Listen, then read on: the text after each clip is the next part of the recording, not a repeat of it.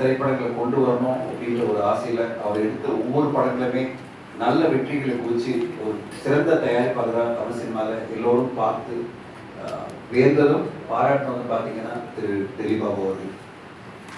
அவருடைய அந்த சக்ஸஸை பார்க்கும்போதே நான் ரொம்ப பெருமைப்படுவேன். அவருடைய செலெக்ஷன் பார்க்கும்போது சந்தோஷமாக இருக்கும். இந்த மாதிரி தயாரிப்பாளர்கள் புது புது தயாரிப்பாளர்கள் ஜெயிக்கும் போது தான் மீண்டும் பல தயாரிப்பாளர்கள் வர முடியும் அப்படின்னு நினைப்பேன்.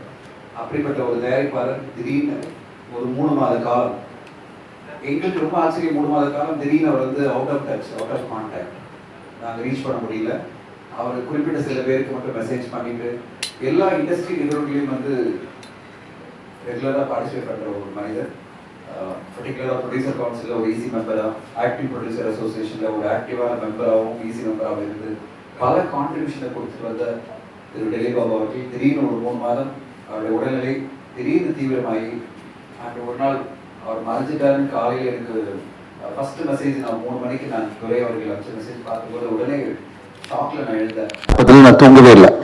நான் கால் பண்ணி துரைகிட்ட பேசினேன், என்னால் நம்ப முடியல எப்படி இது நடந்தது அப்படின்னு சொல்லிட்டு. அப்புறம் அப்பத்திலிருந்து அந்த ஒரு ஷாக்லேயே இந்த இண்டஸ்ட்ரியில் நிறைய பேர் இருக்கும். அவருக்காக இந்த நினைவஞ்சலி ஈவெண்ட் நம்ம நடத்துறதுல ரொம்ப என்னன்னா இத்தனை பேர் நீங்கள் வந்திருக்கீங்க, அவரோட பயணிச்சவங்க. கண்டிப்பாக அவருடைய சக்ஸஸை நினைக்கும் போது பெருமையாக இருக்குது. இவ்வளோ பேர் வந்து அவரோட இந்த நினைவஞ்சலி செலுத்தணும் நீங்கள் வந்ததே மிகவும் பெருமையாக இருக்குது. அவருடைய படங்கள் மூலமாகவும் அவருடைய ஆக்சஸ் ஃபிலிம் ஃபேக்ட்ரி இன்னைக்கு வந்து அந்த தொடர்ந்து இந்த ஆக்சஸ் ஃபிலிம் ஃபேக்டரி நடத்துறதுக்கு அவருடைய சந்ததியா, அவருடைய வாரிசா நம்மளுக்கு தேவ் விட்டு இருக்காரு. தேவும் கோபுடீஸ்வரா துரை அவர்களும் சேர்ந்து ஆக்சஸ் ஃபிலிம் ஃபேக்டரி மூலமா தொடர்ந்து நல்ல சிறந்த படங்களை கொடுப்பாங்கிற நம்பிக்கையோட நம்ம அவருக்கு இந்த நினைவஞ்சலி செலுத்த போறோம். முதல்ல இந்த நினைவஞ்சலி ஈவெண்ட்ல திரு திலீபாபு அவர்களுடைய அம்மா கோவிந்தம்மாள் அவர்களை மேடைக்கு வருமாறு அழைக்கிறேன். இங்கே அன்வீல் பண்ணணும்.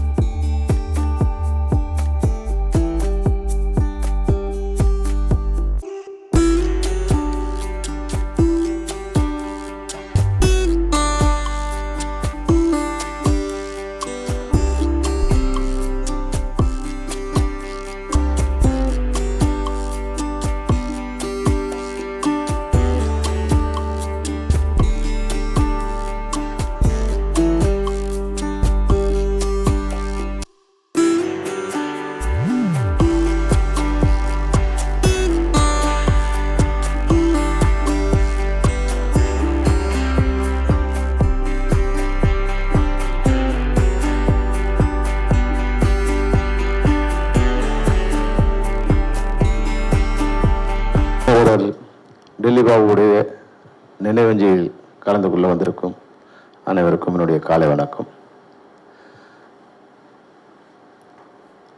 எனக்கு டெல்லி பாபு வந்து கடந்த ஒரு 7-8 வருஷம்ல தெரியும். என்னுடைய வீட்டில் அவங்க ஆஃபீஸ் வச்சுருக்காங்க.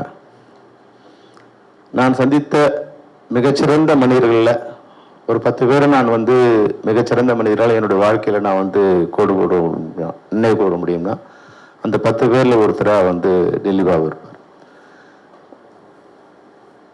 சாதாரணமாக வந்து எனக்கு வந்து இப்போ விஜயகாந்த் சாரோட ஃபோட்டோ எப்போ பார்த்தாலும் எனக்கு கண்ணில் தண்ணி வரும். அது மாதிரி டெல்லி பாபுவோட ஃபோட்டோவை எப்போ என்னோட பார்த்தாலும் ஃபோனில் பார்த்தாலும் எனக்கு தெரியாமல் என்னோடய கண்கள் வந்து ஈரமாகும், பணிக்கும்.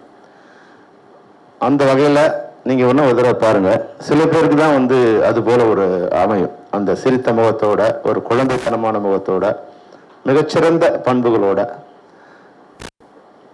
நான் எப்போது ஒரு வேலை தான் சந்திப்போம். அவர் காலையில் ஆஃபீஸ்க்கு வரும்போது இல்லை நைட் வீட்டுக்கு போகும்போது சந்திப்போம். எப்போ இந்த ஃபோட்டோவில் எப்படி இருக்காரோ அப்படியே தான் அவர் இருப்பார். எப்பவுமே அந்த முகத்தில் ஒரு புன்முறுவலோடு தான் இருப்பார். கடிந்து பேசாத, யாருக்கும் தீங்கு செய்யாத மிகச்சிறந்த மனிதராக நான் அவரை பார்த்துருக்கேன். அதுபோல் வந்து அந்த குவாலிட்டிஸ் கூட வந்து சரியாக திட்டமிடுதல், அனைவரோடும் சரியாக பழகுதல், யாரோட ரொம்ப க்ளோஸாகவும் இல்லாமல் இல்லை தூரமாக போயிடாமல் அந்த அந்த டிஸ்டன்ஸ் மிகச்சரியா. எனக்கு எப்படி அவர் மேலே ஒரு இதுன்னா, அவங்க ஒரு 8-9 வருஷமாக என்னோட ஆஃபீஸில் இருக்காங்க, வீட்டில் இருக்காங்க. எவ்ரி மந்த்து 5ஆம் தேதி 10/10 வந்து என்னோட ஃபோனுக்கு ஒரு மெசேஜ் வரும். ஒரு அமௌண்ட் இஸ் கிரெடிட்டட் டு ஒரு அக்கௌண்ட். இந்த 8 வருஷமும் எவ்வளோ மழை பெஞ்சாலும், கொரோனா வந்தாலும், என்ன வந்தாலும் அந்த அமௌண்ட் மட்டும் வந்து அந்த 5ஆம் தேதி 10 பேங்க் ஆரம்பித்த உடனே என்னோட ஃபோனுக்கு மெசேஜ். அந்த அளவுக்கு ஒரு மாதம் கூட தவறாத எல்லா வகையிலுமே, நான் சொல்கிறேன் எனக்கு மட்டும் இல்லை, எல்லா வகையிலுமே நம்ம அவருக்கு ஏதாவது புகழஞ்சலி செலுத்தணும், நிலவஞ்சலி செலுத்தணும்னா அவரோட குவாலிட்டிஸை நம்ம வந்து பின்பற்றினாவே நம்ம அவருக்கு செய்கிற பெரிய ஒரு மரியாதையாகவும் நினைவஞ்சலியாகவும் இருக்கும். அவரோட படங்கள் வந்து சில படங்கள் வந்து சரியாக போகலன்னா கூட, ஆனால் அந்த திரைப்படத்தில் ஒரு திரைப்படத்துக்கு என்ன இருக்குமோ அந்த தயாரிப்பாளராக மிகச்சிறந்த முறையில் அந்த திரைப்படத்தை உருவாக்கியிருப்பார். வெற்றி அடைந்த படங்களுக்கு என்ன நல்ல விஷயங்கள் இருக்கோ அதே போல் சில படங்கள் கமர்ஷியலாக வெற்றி அடைந்த திரைப்படமாக அந்த படம் வெற்றி அடைஞ்சிருக்கும், ஆனால் வெற்றி அடையாமல் போயிருக்கும். ஆனால் அந்த திரைப்படத்தில் வந்து என்னெல்லாம் இருக்கணுமோ மிகச்சரியான அளவில் அந்த திரைப்படம் இருந்திருக்கும். அந்த அளவுக்கு வந்து அந்த திரைப்படத்தை அவர் ஃபுல் டைம் ப்ரொடியூசர்ஸ் கூட இல்லை, வேற நிறைய பிஸ்னஸில் இருக்கார். நான் கேட்பேன், இப்போ என்ன சார் எப்போ தடவை வரீங்கன்னு. இல்லை சார் நான் இந்த பிஸ்னஸில் இருக்கேன், என் சிஸ்டர் சொன்ன தான் நான் அவனுக்காக தான் இண்டஸ்ட்ரிக்கே வந்தேன் அப்படின்னு சொன்னார். புவனேஷ்காக தான் நான் இண்டஸ்ட்ரிக்கே வந்தேன், அவன் தான் என்னோட மகன் கூட அவன் தான் அப்படின்னு சொன்னார். அதனால் புவனேஷ், நாங்கள் உங்களோட எப்பவும் துணை இருப்போம்.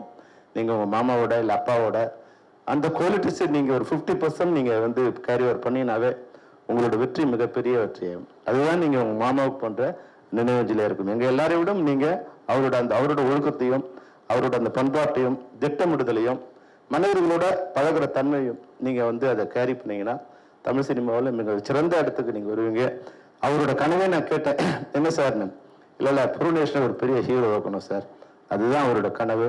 நீங்கள் அந்த கனவு அவர் இல்லைன்னா கூட அந்த கனவை நிறைவேற்றி நீங்கள் ஒரு மிகச்சிறந்த உயரத்தை அடைஞ்சிங்கன்னா வானத்திலிருந்து அவர் வந்து உங்களை வாழ்த்திக்கிட்டே இருப்பார், சந்தோஷப்படுவார். நான் இல்லைன்னா கூட என்னோட கனவு நிறைவேறுக்குங்கிறது அவர் சந்தோஷப்படுவார். அந்த அளவில் நீங்கள் உயரிய குணங்களோட ரொம்ப டெடிகேட்னா உங்கள் மாமா எப்படி இருந்தாரோ அப்படி இருக்கணும். உங்களுக்கு எந்த வகையான உதவி வேண்டுமானாலும் நாங்கள் செய்ய தயாராக இருக்கோம்.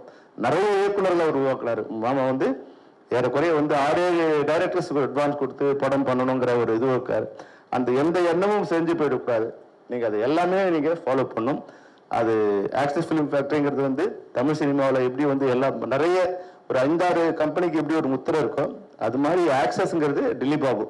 ஆக்சஸ்ங்கிறது தமிழ் சினிமாவில் ஆக்சஸ்னா டெல்லி பாபுவோட பேர் ஞாபகம் இருந்துகிட்டே இருக்கணும். அந்த வகையில் நீங்கள் அந்த டெடிக்கேஷனோடு நீங்கள் இருக்கணும். உங்களுக்கு தேவையான அனைத்து உதவிகளும் நாங்கள் பண்ணுறோம். இந்த புகழஞ்சலியில் அவருடைய உண்மையாகவே அம்மாவை பார்க்கும்போது எனக்கு வந்து அவ்வளோ வருத்தமாக இருந்தது.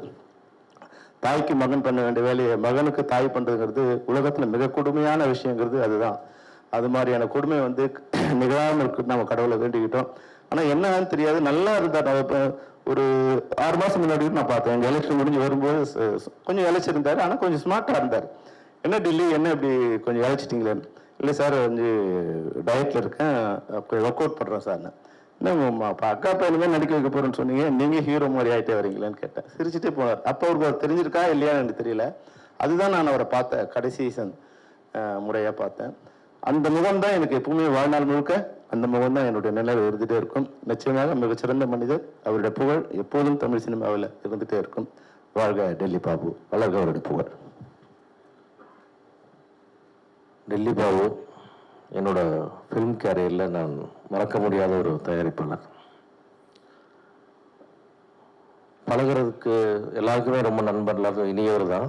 அது மாதிரி ஒரு படம் எடுக்கும்போது ஒரு தயாரிப்பாளர் இப்படி நடந்துக்கணுமோ அப்படி நடந்துக்கிற ஒரு தயாரிப்பாளர், ஒரு ப்ரொஃபஷனலாக இருக்கிறான்றது எனக்கு ரொம்ப ஒரு பிடிக்கும். எங்களுடைய ஆக்டிவ் ப்ரொடியூசர் அசோசியேஷனில் ரொம்ப ஆக்டிவாக இருந்த மெம்பர் அவர். ஆக்சுவலாக அவர் ஈஸி மெம்பராக இருந்தார். எல்லா இடத்துலையும் பார்ட்டிசிபேட் பண்ணுவார், எல்லாத்தையும் நல்லா ஆர்கியூ பண்ணுவார். யார் ஃபோன் பண்ணி என்ன உதவி கேட்டாலும் உடனே செஞ்சுருவார். இந்த மாதிரி ஒரு ப்ரொடியூசருக்கு உடம்பு சரியில்லை, ஒருத்தர் இறந்துட்டாங்க அல்லது ஏதோ பிரச்சனை, எவ்வளோ சார் கொடுக்கணும் சார், ஒரு 50,000 ஒன்றே வச்சுருவார். அந்த மாதிரி எதுக்குமே வந்து ஒரு நோ சொல்கிற ஆளோ, ஒருத்தர் ஹெல்ப் பண்ணுறதுக்கோ, ஒரு சங்கத்தோட நேரத்தை வீணாக்கிட்டு வந்து நம்மளுடைய அசோசியேஷன் வேலைகள் செய்கிறதுக்கோ எங்களுக்கு ஈக்குவலாக வந்து எங்களோட நிற்பார். நான் ஒரு நாள் சொன்னேன் அவரை, சார் நீங்கள் வந்து நம்ம ஈஸியில் இருக்க வேண்டாம், ஃபிலிம் ப்ரொடியூசர் கவுன்சில் வந்து ஒரு லார்ஜர் பாடி, அது மதர் பாடி, நமக்கு அங்கே வந்து ஆக்டிவ் ப்ரொடியூசர் பார்ட்டிசிபேஷன் வேணும். நீங்கள் இங்கே ரிசைன் பண்ணிட்டு அங்கே போய் நில்லுங்க, அந்த எலெக்ஷனில் நில்லுங்கன்னு. ஓகே சார், நீங்கள் சொன்னால் பண்ணுறேன். அதெல்லாம் எதுவுமே யோசிக்கல. அங்கே நின்னாரு, அங்கேயும் எலெக்ஷனில் ஜெயிச்சா கமிட்டி போகிறது. அப்புறம் வந்து சொன்னார் சார், கொஞ்ச நாள் கழிச்சு சொன்னார், நீங்கள் சொன்னது ரொம்ப யூஸ்ஃபுல்லாக இருந்தது சார். அது வேறு மாற பாடி, வேறு மாற நம்ம ஒரு இடத்துல நம்ம பார்ட்டிசிபேஷன் தேவைப்படுது சார், நம்ம அங்கே நாங்கள் போனது கூட ரொம்ப நல்லது அப்படின்னு சொன்னார். அந்த மாதிரி வந்து எல்லாத்தையுமே ரியாலிட்டியோட அணுகிறவர். கடைசி வரைக்கும் அவருடைய ப்ரொடக்ஷன்லேருந்து ஒரு டிஸ்பியூட் வந்ததா இந்த இண்டஸ்ட்ரியே கேள்விப்பட்டதில்லை. ஒரு பேமெண்ட் டிலேவோ டிஃபால்ட்டோ கேள்விப்பட்டதில்லை. எல்லாமே பர்ஃபெக்ட், எதுலேயுமே வந்து குறையே இல்லாத ஒரு மனிதர். செல்வமணி சொல்வார், கடைசி சில நாட்களில் அதிகமாக சந்திக்கல, ஒரே ஒரு மீட்டிங்கில் தூரமாக இருந்தார். என்ன சார் இப்படி அழைச்சிட்டிங்கன்னு கேட்டேன் அப்படின்னு சொன்னார். சரி ஓகே, கொஞ்சம் ஒர்க் அவுட் பண்ணிட்டா, டயட் பண்ணிட்டா நாம் நினச்சிட்டோம். அவர் வெளிநாட்டில் இருக்கும்போது இந்த செய்தி வந்தது, பேரடியாக இருந்தது. ஏன்னா ஒரு சக்ஸஸ்ஃபுல் ஃபிலிம் கேரியர் அமையிறது வந்து எல்லாத்துக்குமே சாத்தியம் இல்லை. படம் எடுக்கிற எல்லாருமே ஜெயிச்சிடறது இல்லை. அந்த வகையில் எனக்கு தெரிஞ்ச வரைக்கும் 1-2 படங்கள் சரியில்லைனா கூட 1 படங்கள் பெரிய படங்கள். அவருடைய சாதனைகள் வந்து பெருசு, அவருடைய அறிமுகங்கள் பெருசு. அந்த மாதிரி வந்து ஒரு நல்ல சக்ஸஸ் ரேஷியோவில் இருக்கும்போது இப்படி ஒரு விஷயம் நடந்தது உண்மையாலுமே தாங்கிக்க முடியல. அம்மா அவர்களை பார்க்கும்போது நமக்கெல்லாம் ரொம்ப மிக வருத்தமாக இருந்தது. அம்மா கவலைப்படாதீங்க, நாங்கள் எல்லாரும் இங்கே இருக்கோம். உங்களுடைய பேரன், அவருடைய செல்லப்பிள்ளை தேவ், எங்களுக்கும் செல்லப்பிள்ளை துரை, எங்களுடைய மிகப்பெரிய அன்புக்குரியவராக நாங்கள் வச்சுக்கிறோம். இந்த எக்ஸஸ் ஃபிலிம் ஃபேக்ட்ரியோட அடுத்தடுத்து படங்கள், அவங்க செய்ய போகிற விஷயங்கள் எல்லாத்துக்கும் எங்களுடைய தயாரிப்பாளர் சங்கங்களும் நம்முடைய ஃபிப்சி போன்ற அமைப்பும் உங்கள் கம்பெனியே எங்களுடைய செல்ல குழந்தையாக பார்த்துக்கிட்டு உங்களுக்கு என்னென்ன வேணுமோ எல்லாமே நாங்கள் ப்ரியாரிட்டி கொடுத்து செஞ்சு கொடுத்து, அவர் இருந்தால் எவ்வளோ சிறப்பாக நடக்கணுமோ அதுக்கு குறைவில்லாமல் பார்த்துக்கிற வேலையை நாங்கள் எல்லாரும் செய்வோம். இது வந்து இந்த இடத்துக்காக சொல்கிற விஷயம் இல்லை. இந்த கம்பெனி விஷயமா எதுவாக இருந்தாலும் நீங்களே யார் கூப்பிட்டாலும் எந்த விஷயமானாலும் மொத்த இண்டஸ்ட்ரியும் உங்களுக்கு கடமைப்பட்டிருக்கு. சங்கங்களாகவும் நிர்வாகிகளாகவும் நானாகட்டும், தனஞ்சயன் அவர்களாகட்டும், செல்லுமணி அவர்களாகட்டும், அத்தனை பேரும் உங்களுடன் இருந்து இந்த கம்பெனி மேலும் மேலும் புகழ் பெறுவதற்கும் மேலும் மேலும் வெற்றி பெறுவதற்கும் தேவ் என்ற மாபெரும் கதாநாயகன் உருவாவதற்கும் நாங்களும் கூடவே பயணிப்போம் என்ற உறுதிமொழியை லிலிபாவுடைய நினைவஞ்சலியிலே கொடுத்து உறுதிமொழியை கொடுத்து விடைபெறுகிறேன். தேங்க்யூ. நன்றி. எல்லாருக்கும் வணக்கம். இங்கே வந்திருக்கும் அனைத்து உள்ளங்களுக்கும் ரொம்ப மகிழ்ச்சி. எனக்கு இது இந்த மேடை எனக்கு ஒரு கூட்டுப்படை. நான் சாரோட இறந்த அன்னைக்கு என்னோட இயலாமை வர முடியாமல் போயிடுச்சு, மன்னிக்கணும். மற்றும் இப்படி ஒரு நிகழ்ச்சிக்கு வரணும், அவர் எனக்கு ஒரு ஃபோட்டோ அனுப்பிச்சிருந்தார் பிஆர்ஓ சார். இப்படி ஒரு நிகழ்ச்சின்னு சொன்னார். ரொம்ப கேட்குறதுக்கே ரொம்ப நல்லா தான் இருந்தது. இந்த மாதிரி நிகழ்ச்சி நான் எதுவும் இது வரைக்கும் பார்க்கல நம்ம தமிழ் சினிமாவில். அப்படி ஒரு சிறப்பாக யாரோ இறந்துட்டாங்கன்னா அவங்களுக்கு செய்கிற ஒரு காரியம் இந்த மாதிரி நிகழ்ச்சியில் இப்படி எடுத்து நடத்துனதுக்கு அதுக்குள்ளே நம்மலாம் வந்ததுக்கு அவங்க பிஆர்ஓ சுரேஷ் சந்திராவுக்கு நன்றி சொல்லியிருக்கிறேன். எனக்கு திலீப் பாபு சார் ரொம்ப பழக்கம் இல்லை, எனக்கு கரெக்டாக நினைவு இருக்குது. அவர் கூட நான் ஒரு 3 முறை பேசியிருக்கேன் பிஸ்னஸ் விஷயமா. ஏன்னா நான் ஜிவி பிரகாஷை வச்சு படம் பண்ணிட்டு இருக்கனால, அவரும் ஜிவி பிரகாஷ் வச்சு 2 படம் பண்ணனால எப்போ கேட்டாலும் அவர் ரொம்ப தெளிவாக ரொம்ப பர்ஃபெக்டாக பதில் சொல்லுவார். அந்த வகையில் எனக்கு ரொம்ப ரொம்ப பரிச்சயம் இல்லாலும் ஒரு தயாரிப்பாளருக்கு ஒரு தயாரிப்பாளர் அட்வைஸ் பண்ணுறதும் சரி, நம்ம ஒரு விஷயத்தை கேட்டு தெரிஞ்சுக்கிறதுல அவர் கொடுக்குற தெளிவு எனக்கு ரொம்ப ரொம்ப பிடிச்சி அவர் கூட எங்கே பார்த்தாலும் சிரிச்ச முகத்தோட சந்தோஷப்படுவேன். அப்புறம் ஒரு சில தயாரிப்பாளருக்கு மட்டும்தான் ஒரு தனித்துவம் இருக்கும். அந்த தனித்துவம் இருக்கிற ஒரு தயாரிப்பாளர் இறந்துட்டாருங்கும்போது ரொம்ப மனசு கஷ்டமாக இருக்குது. நம்ம தமிழ் இண்டஸ்ட்ரியில் குறைஞ்சபட்சம் கொஞ்சம் ப்ரொடியூசர் தான் இருக்காங்க. இந்த மாதிரி கதை கேட்டு அந்த கதைக்கான நடிகர் அதுக்கான டெக்னீஷியனில் செலக்ட் பண்ணுறதுல ஒரு தனித்துவமான தயாரிப்பாளர். இன்னும் நம்ம சொல்லப்போனால் இவரோட இழப்பு வருகின்ற புதிய இயக்குநர்களுக்கு மிகப்பெரிய இழப்பு. அதுதான் நான் ரொம்ப யோசிச்சு பார்த்தேன். அவர் ஒரு 7-8 படம் பண்ணியிருந்தாலும் அதுக்கு வந்து கேமராமேனாகட்டும் இயக்குநர்களுக்கும் பெரிய ஒரு இழப்பு. அந்த இழப்பை மீண்டும் நீங்கள் தேவையாக நீங்கள் இதை ரொம்ப கடைப்பிடிக்கணும். எனக்கு ஒவ்வொரு படம் பண்ணும்போதும் புதிய இயக்குநர்களோட புதிய பரிமாணத்தோடு வேலை செய்யணும்னு ஆசைப்படுவேன். அப்படிப்பட்ட தயாரிப்பாளரை இழந்துட்டோங்கும்போது ரொம்ப கஷ்டமாக இருக்குது. எல்லாம் கண்டிப்பாக இந்த நிறுவனம் அதே ஃபாலோ பண்ணணும் ஆசைப்படுறேன். வணக்கம், நன்றி.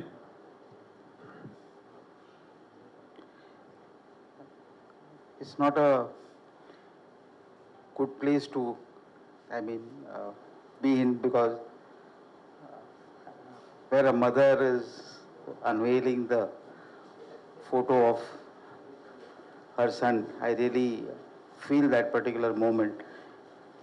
And it's so sad because Dilip Babu sir was a genuine producer.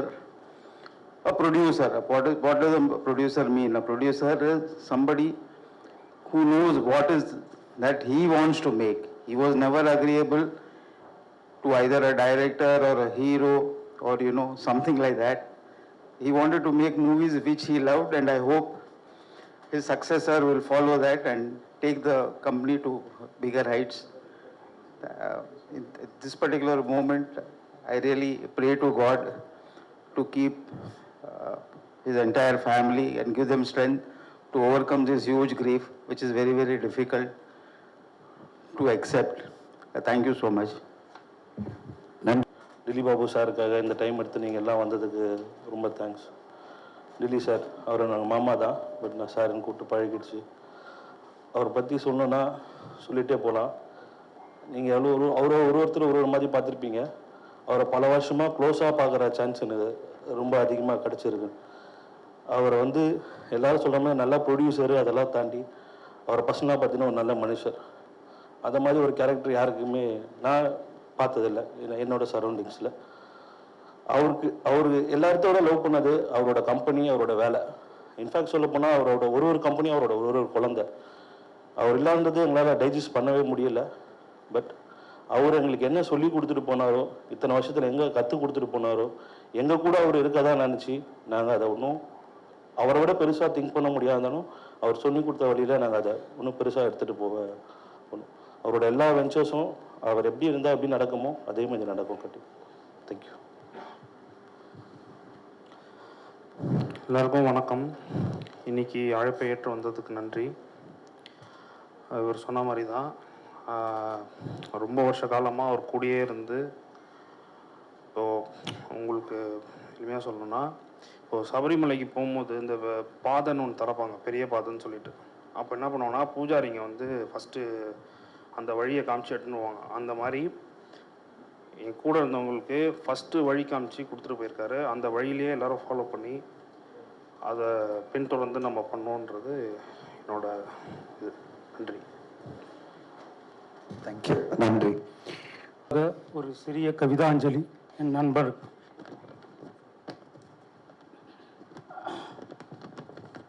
இந்த கேப்ஷனை போட்ட தோன்றின் புகழோடு தோன்றுக அக்திலார் தோன்றலின் தோன்றமை நன்று, அது அவருக்கு சால பொருந்தும். மறைந்த என் நண்பன் ஜி டிலிபாபுவுக்கு என் இரங்கல் கவிதாஞ்சலி. நட்பிற்கு இலக்கணமாய் வாழ்ந்து மறைந்த என் நண்பனுக்கு என் இதய அஞ்சலி. வாழ்க்கையில் பலருக்கு ஒளி தந்து வழிகாட்டியாக விளங்கிய எங்கள் கலங்கரை விளக்கே, நட்பின் இலக்கணமாய் வாழ்ந்து இமயமே, எங்கள் மனதை களவாடிய கல்வனே, நட்பில் நல்லவனாய் தொழிலில் வல்லவனாய் என் நெஞ்சில் நீக்கமர நிறைந்திருக்கும் இந்த பேச்சுலரின் பேச்சுலரே, பல தொழில்களில் வெற்றி பெற்று விளங்கிய எங்கள் தொழில் ராட்சசனே, பல முடிவுகளை வியாபாரத்தில் தைரியமாக எடுத்து எங்களை எல்லாம் மிரளச் செய்தவனே, பலருக்கு வாழ்க்கை தந்து இரவு பகல் பாராமல் உழைத்தவனே, இரவுக்கு 1000 கண்கள் உண்டு என உணர்த்தியவனே, நியாயத்துடன் என்றும் ஞானயமாக இருந்த எங்கள் மரகத நாணயமே, நீ எடுத்த பல முடிவுகளில் உறுதியாக நின்ற எங்கள் உரிமையினே, மிடில் கிளாஸ் வாழ்க்கையில் ஆரம்பித்து இன்று அனைத்திலும் ஹை கிளாஸாக வாழ்ந்து மறைந்தவனே, யார் அழைத்தது உன்னை இவ்வளவு சீக்கிரம் இந்த பூமியிலிருந்து? பல வாழ்க்கை வளையங்களை கடந்து வந்து உன்னை இறுதியில் மலர் வளையம் வைத்து ஓமை கடவுளே, இது நியாயமா உனக்கு? என்றும் உணர்வாய் ஒரு உயிராய் எங்கள் நண்பர்களுக்கு இருப்பாய். நன்றி, வணக்கம், அனைவருக்கும் நன்றி. கிட்டத்தட்ட ஒரு 25 இயர்ஸாக we are friends with him and எங்களால் நினச்சி பார்க்க முடியல. இன்றைக்கும் நாங்கள் டெய்லி நைட்டு தூக்கம் இல்லை, என்ன பண்ணுறதுன்னு தெரியல. ஏன்னா நீங்கள்லாம் இண்டஸ்ட்ரியில் பார்த்துருப்பீங்க, நாங்கள் கூட அவங்க கூடயே இருந்திருக்கோம் ஆல்மோஸ்ட் 20 இயர்ஸ். நான் நங்கநல்லூரில் இருக்க வீட்டு பக்கத்தில் தான் அவன் முன்னாடி ஃப்ளாட் இருந்தது. ஃபஸ்ட்டு வாங்கின ஒரு ஐஎன் கார் பஜீரோ வாங்கினோடனே வீட்டுக்கு வந்து first time it's almost 20 years back என்னை கூப்பிட்டு போனேன். அது மாதிரி நிறைய கார், ஒரு கார் வாங்கும்போதும் is a car lover. I think everyone knows that. Car மட்டும் இல்லை, இஸ் கன்வைசர் ஆஃப் டேஸ்ட். அது எங்களுக்கும் he showed us what is life. எங்களால் மறக்க முடியல. But we are trying to what to say தெரியல, because we are so personally close to him. எங்களால் we not able to digest it, able to get out of it. But எப்படியோ try பண்ணிகிட்டு இருக்கோம். Thank you for the opportunity. Will be living in is என்ன சொல்கிறது, நினைவில் தான் வாழ்ந்துட்டுருக்கோம். Thank you. Impeccable and in decision making is immaculate. He had a sound knowledge in all field where he worked. He had a Midas touch, whatever he touched under the sun. பல இயக்குநர்களை from Sakthivel Perumal சாமி, Satish, Maran, mister Ramkumar, இப்போது இயக்கிட்டு இருக்கிற இயக்குநர்கள் அனைவருக்கும் அவர் ஒரு கலங்கரை விளக்கமாக வழிகாட்டியாக இருந்திருக்காரு. அனைவரும் அவரை பின்பற்றி அந்த ஒளியில் இருந்து நாம் ஒளி பெற்று வழிநடத்துவோம் என நம்புகிறேன். தேவுக்கு என்னுடைய வாழ்த்துக்கள். மாமா மாதிரி வர்றது ரொம்ப கஷ்டம். பட் அவர் போட்டு கொடுத்த பாதையில் நம்ம கண்டிப்பாக போவோன்ற ஒரு நம்பிக்கை எனக்கு இருக்குது. நானுமே அந்த நம்பிக்கையில் தான் இருக்கேன்.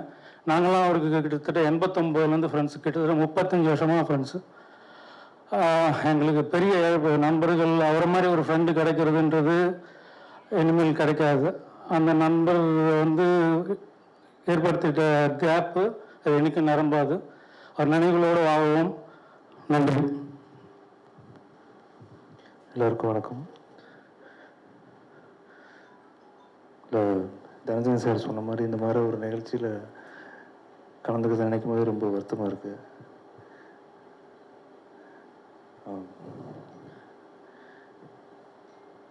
வேறு என்ன எனக்கு பேசுறதுக்கே வரல. ஒரு விஷயம் நான் சொல்லணும்னா, நான் இன்னைக்கு சினிமாவில் தொடர்ந்து இருக்கிறதுக்கு மிக முக்கியமான காரணம் டெலிபாபு சார். அந்த மேடைக்காக சொல்ல, ஏன்னா இங்கே சிலருக்கு தெரியும் ராட்சசன் கதை கிட்டத்தட்ட 35 நிராகரிப்புகளை சந்திச்சிருக்கு அந்த கதை. அப்போ அந்த டைமில் எனக்கு சினிமா மேலே பெரிய வெறுப்பு ஆயிடுச்சு. அப்போது 36வது நாள் தான் டெலிவரி சார்க்காக சொன்னேன். அவர் கதை கேட்டு முடிச்சோன்னே யோசிக்காமல் வந்து கண்டிப்பாக பண்ணலாம் அப்படின்னாரு. நான் அதுக்கு வந்து சந்தோஷப்படல. உடனே கேட்டேன், இல்லை நீங்கள் உண்மையாக உங்களுக்கு கதை பிடிச்சிருக்கா, இல்லை நீங்கள் இன்றைக்கி போக சொல்லிட்டு நாளைக்கு வந்து இல்லை வேண்டாம்னு சொல்லிடுவீங்களான்னு கேட்டேன் அவருக்கு. இல்லை இல்லை கண்டிப்பாக பண்ணலாம் அப்படின்னாரு. ஏன் அப்படி சொல்கிறீங்க அப்படின்னு கேட்டார். இல்லை நான் அது மாதிரி நிறைய கேட்டேன், அதனால தான் கேட்குறேன் அப்படின்னு. இல்லை கண்டிப்பாக பண்ணலாம் அப்படின்னு சொல்லி அதுக்கான வேலை உடனே ஆரம்பித்தார். எனக்கு அப்போ தான் நம்பிக்கை வந்தது. அதில் எனக்கு ரொம்ப ஆச்சரியமாக இருந்தது என்னென்னா, அவருக்கு தெரியும் இந்த கதை வந்து நிறைய பேர் நிராகரிச்சிருக்காங்க, வேண்டாம்னு சொல்லியிருக்காங்க. அப்போ வந்து இயல்பாகவே அவருக்கு ப்ரொடியூசர்லாம் தோணி இருக்கு, அப்போ இந்த கதை இத்தனை பேர் வேண்டாம்னு சொன்னாங்கன்னா கண்டிப்பாக இதில் கதையில் ஏதாவது பிரச்சனை இருக்கலாம், இல்லை வந்து இதை நம்பி எடுக்கலாமா, இல்லை வந்து இது இப்படி சக்ஸஸ் ஆகுமா, இல்லை இந்த டைரக்டர் இதுக்கு முன்னாடி எடுத்த படம் வந்து ஒரு காமெடியான படம், இது இவ்வளோ சீரியஸான கதையை ஹேண்டில் பண்ணிடுவாரா, இப்படி எந்த விதமான சந்தேகமும் வந்து அவர்கிட்ட இல்லை. எனக்கு அதுவும் ரொம்ப ஆச்சரியமாக இருந்தது. ஏன்னா ஒரு நாள் கூட படம் அன்னைக்கு அந்த கதை சொல்லி முடிச்சோன்னா என் மேலே வச்சிருந்த நம்பிக்கை, கதை மேலே வச்சிருந்த நம்பிக்கை கடைசியில் ரிலீஸ் வரைக்குமே ஒரு நாள் கூட ஒரு இடத்துல கூட அவருக்கு அந்த டவுட்டே வரல. எனக்கு அது பெரிய இப்போவும் நான் நினைக்கிறது அது ஆச்சரியமாக நினைப்பேன். ஏன்னா அவர் ரொம்ப வருஷம் ப்ரொடியூசராக இருந்து வந்திருந்தாங்கன்னா அவங்களுக்கு ஒருவேளை அது கேட்காம இருந்தால் ஆச்சரியம் இல்லை. எனக்கு அவர் புது ப்ரொடியூசராக அந்த டைமில் 2 படம் தான் முடிந்தார். அப்போது எனக்கு அது ஆச்சரியமாக இருந்தது, அவ்வளோ தூரம் என் மேல் நம்பிக்கை வச்சது. அதுக்கப்புறம் அந்த படம் ரிலீஸ்க்கு அப்புறம் கூட என் மேலே வந்து அவ்வளோ நம்பிக்கையோடு வந்தார். அது ஒரு ஆக்சிஜன் ரிலீஸ்க்கு அப்புறம் எனக்கு சில தாமதங்கள் ஆச்சு. அந்த 3வது படம் பண்ணுற அந்த கதைக்கு நிறைய நிராகரிப்புகள் இருந்தது. அப்போல்லாம் எனக்கு கூப்பிட்டு அவர் வந்து சொல்கிறதில்ல, ராம் கவலைப்படாதீங்க, கண்டிப்பாக நீங்கள் எந்த கதை எடுத்தாலும் கண்டிப்பாக நல்லா பண்ணிடுவீங்க அப்படின்னு ஒரு நம்பிக்கை இருக்குது, அதனால் நீங்கள் வந்து தைரியமாக இருங்க அப்படின்னு சொல்லி எப்பவுமே என் மேலே ஒரு பெரிய நம்பிக்கை வச்சுருப்பார். அதனால் நமக்கு நம்பிக்கை நம்ம மேலே வைக்கிற ஆட்கள் கிடைக்கிறது ரொம்ப சிரமம், அது கஷ்டம். அந்த மாதிரி ஆட்கள் கிடைக்கிறது நான் இன்னைக்கு வந்து அப்படி ஒரு ஆளை நான் அப்படி ஒரு மனுஷனை நான் வந்து நான் இழந்திருக்கேன்னு நான் நினைக்கிறேன். பர்சனலாக எனக்கு அப்படி ஒரு ஃபீலாக இருந்தது. ஏன்னா நிறைய தடவை மீட் பண்ணும்போதெல்லாம் அவர் சொல்கிற வார்த்தை இதுதான், நீங்கள் கண்டிப்பாக நல்லா பண்ணிடுவீங்க எனக்கு நம்பிக்கை இருக்கிற வார்த்தை கிட்டத்தட்ட எப்போ மீட் பண்ணும்போதும் சொல்லுவார். ஸோ எனக்கு அது வந்து பர்சனலாக பார்த்தா ஒரு பெரிய நம்பிக்கை மேலே வைக்கிற ஆட்கள் இழக்கிறது வந்து பெரிய சொத்தை இருந்த மாதிரி நான் நினைக்கிறேன். அதனால் பட் இன்னைக்கு வந்து அவருக்கு நான் நன்றி சொல்ல விரும்புகிறேன். ரொம்ப ரொம்ப ரொம்ப நன்றி சார், என் மேலே வச்சிருந்த அத்தனை நம்பிக்கைக்கும். Thank you so much sir. நன்றி. வந்திருக்கிற எல்லாருக்கும் ரொம்ப என்ன சொல்கிறேன்னு தெரியல. நான் இந்த மாதிரி ஒரு நிகழ்ச்சியில் பேசணும்னு நினைக்கிறதே இல்லை. ஏன்னா இப்போ 2 ஸ்டார்ட் பண்ணி வேறு ஈவெண்ட் எல்லாம் நாங்கள் பண்ணுறதுக்கு நிறைய பிளான் பண்ணியிருந்தோம். கடைசியாக நாங்கள் டிஸ்கஸ் பண்ணதெல்லாம் அந்த விஷயங்கள் தான். இந்த மாதிரி ஒரு நிகழ்ச்சியில் வந்து இப்படி நான் இந்த மாதிரி ஒரு பேசணும்னு நான் அக்செப்ட் பண்ணவே இல்லை. 2016 பிகினிங்கில் தான் இந்த மாமனிதனை நான் வந்து சந்தித்தேன். அப்போது பூர்ணேஷ் 2 பேரும் தான் அந்த மரகநாணியின் கதை கேட்டாங்க. அவங்க கேட்டது சார் ஒரு 1/2 மணி நேரம் தான் கேட்டார். கேட்டதுன்னு அவருக்கு பிடிச்சிருந்தது. அடுத்தடுத்த கட்டத்தில் போய் டக்குன்னு அந்த படத்தை ஸ்டார்ட் பண்ணார். ஒரு முதல் பட இயக்குனருக்கு இப்படி ஒரு தயாரிப்பாளர் கிடைக்கிறதெல்லாம் மிகப்பெரிய ஒரு கிஃப்ட்டு, வரம். அது ஏதாவது நம்ம பூர்வ ஜென்மத்தில் ஏதாவது பண்ணிட்டு வந்திருக்கணும். அந்த மாதிரி ஒரு தயாரிப்பாளர். அந்த படம் ஆரம்பிக்கிறதுல இருந்த சிரமங்களுக்கு என் கூட இருந்து எனக்கு நம்பிக்கை கொடுத்து டேக் ஆஃப் பண்ணி விட்டாரு. எந்த இடத்துலையும் அவர் நினைச்சிருந்தா அந்த படத்தை ஸ்கிப் பண்ணிட்டு வேற ஸ்கிரிப்டுக்கு போயிருக்க முடியும், அவ்வளோ கதைகள் இருந்தது. இருந்தாலும் என்கிட்ட சொன்ன ஒரு வார்த்தைக்கு அவர்கிட்ட இருக்கிற அந்த மனிதங்கிற ஒரு விஷயத்துக்காக இத்தனை பேர் வந்திருக்கீங்கன்னு நினைக்கிறேன். அது வந்து எல்லா தயாரிப்பாளர்கிட்டையும் இருக்குமான்னு எனக்கு தெரியாது. நம்ம பார்த்துருக்கோம், ஒரு சிலர்கிட்ட இருக்கும். பட் இவர்கிட்ட இருக்கிற மனிதம் நான் எந்த தயாரிப்பாளர்கிட்டையும் நான் ரியலைஸ் பண்ணதே இல்லை. ஒருவேளை அவங்க கிட்ட பழகிதான் தெரியும். பட் அந்த மனிதன்கிற ஒரு விஷயம்தான் இவர் தயாரிப்பாளர் தாண்டி ஒரு மாமனிதனாக நிறுத்துதுன்னு நினைக்கிறேன். ஜூன் 22 அதான் அவரை கடைசியாக நான் மீட் பண்ண சந்திப்பு. அவர் கடைசி ஆஃபீஸ்க்கு வந்த நாள். எனக்கு தெரியாது அவர் இப்படி 22ஆம் தேதி போனவர் திரும்பி வரமாட்டார்னு நினைக்கவே இல்லை. அதாவது சிவமணி சார் சொல்லிட்டு போன மாதிரி ஒருத்தங்களோட ஃபோட்டோவை பார்த்து நமக்கு கண்ணீர் வருதுன்னா அது எல்லாத்துக்கிட்டையும் அது நம்ம வராது. இது வந்து இது ப்ரொடியூசர் தாண்டி எனக்கு அப்பா மாதிரி தான் எப்போவுமே. இண்டஸ்ட்ரி பொறுத்தவரைக்கும், சினிமா பொறுத்த வரைக்கும் எனக்கு அப்பா மாதிரி தான். எப்பவும் அவர்கிட்டையும் சொல்லிகிட்டே இருப்பேன். இப்போ ஆக்சஸ் ஃபிலிம் ஃபேக்ட்ரி ஆகட்டும், நல்ல நல்ல இயக்குநர்களுக்கு ஒரு அப்பாவையிலேருந்து ஒரு குழந்தைகள் மாதிரி தான் நாங்கள் நின்றுட்டுருக்கோம், தடுமாறி நிற்கிறோம். இதுலேருந்து கண்டிப்பாக நாங்கள் மீண்டு வருவோம். ஏன்னா நல்ல நல்ல விஷயங்களை, நல்ல ஒரு தேவுக்கெல்லாம் நல்ல ஒரு ட்ரைனிங் கொடுத்து, ஒரு நல்ல எக்ஸ்பீரியன்ஸ், நல்ல ஒரு விஷயங்களை சொல்லி கொடுத்து வளர்த்திருக்காரு. அடுத்த துறை இருக்காங்க, நல்ல அது போக நிறைய டைரக்டர்ஸ் உங்கள் கூட இருக்காங்க. எப்போ வேணாலும் நாங்கள் சப்போர்ட் பண்ணுறோம். ஏன்னா அவர் கிட்டத்தட்ட ஒரு 10 இயக்குநர்கள் உருவாக்கியிருக்காரு. எந்த உதவினாலும் ஆக்சஸ் ஃபிலிம் ஃபேக்ட்ரிக்கு நாங்கள் முன்னாடி வந்து செய்வோம். அதுக்கு கண்டிப்பாக நாங்கள் வந்து வாக்கு கொடுக்குறோம். ரொம்ப நன்றி. வந்திருக்கிற எல்லாரும் இத்தனை பேர் இதை மதித்து சாருக்காக வந்தது ரொம்ப நன்றி. வணக்கம். எனக்கும் திலீப் பாபு சாருக்கும் எந்த விதமான நட்போ தொடர்போ எதுவுமே கிடையாது. ஒரு 2-3 மீட்டிங்கில் மீட் பண்ணியிருக்கோம். அவரோட ரொம்ப அந்த லட்சணமான முகம், இயல்பான சிரிப்பு, ரொம்ப யதார்த்தமாக பேசினார். என்ன யாருன்னு தெரியாது, ஒரு நடிகரை தான் அவருக்கு தெரியும். இந்த நடப்பு தயாரிப்பாளர் சங்க மீட்டிங்கில் மீட் பண்ணும்போது பேசினது தான். அவர் இறந்தாருங்கும்போது ஒரு சம்மந்தமாக இல்லாமல் ஒரு டிஸ்டர்ப் ஆச்சு. நம்மளுக்கு சில பேர் வந்து எதுக்கு பிடிக்கும்னு கூட தெரியாமல் பிடிக்கும். அது மாதிரி தான் எனக்கு இது. சரி, அவர் மருந்து அன்னைக்கு என்னால் அட்டன் பண்ண முடியல, நான் இல்லை, வெளியூரில் இருந்தேன். ஸோ இது மாதிரி ஒரு நிகழ்வு இருக்கும்போது அவரை பற்றி இன்னும் கொஞ்சம் நிறைய தெரிஞ்சுக்கலாமே அப்படிங்கிற ஒரு எண்ணத்தில் தான் இங்கே வந்தேன். ஏன்னா ஒரு ப்ரொடியூசர் நல்லா இருந்தால் நிறைய பேர் நல்லா இருப்பாங்கிறது என்னோட ரொம்ப அழுத்தமான எண்ணம். ஒரு குறுகிய காலத்தில் ரொம்ப அழகாக அற்புதமான படங்களை கொடுத்தாரு, வெற்றியும் பெற்றிருக்காரு. இது ஒரு பெரிய விஷயம். அந்த அதிர்ஷ்டம் அவருக்கு இருந்தது. இப்படி அவருக்கு நிறைய இருக்குது. பட் இங்கேயும் அவரோட நிறைய எண்ணம் கொஞ்சம் பாதிச்சிருக்கு.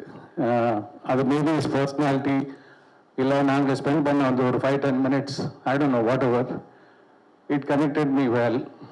I feel extremely disturbing. ஏன்னா ரொம்ப சின்ன வயசில் ஒருத்தர் போகிறதுங்கிறது வந்து யாருக்குமே சங்கடம், அவங்க குடும்பத்துக்கு அது மிகப்பெரிய ஒரு சங்கடமாக இருக்கும்.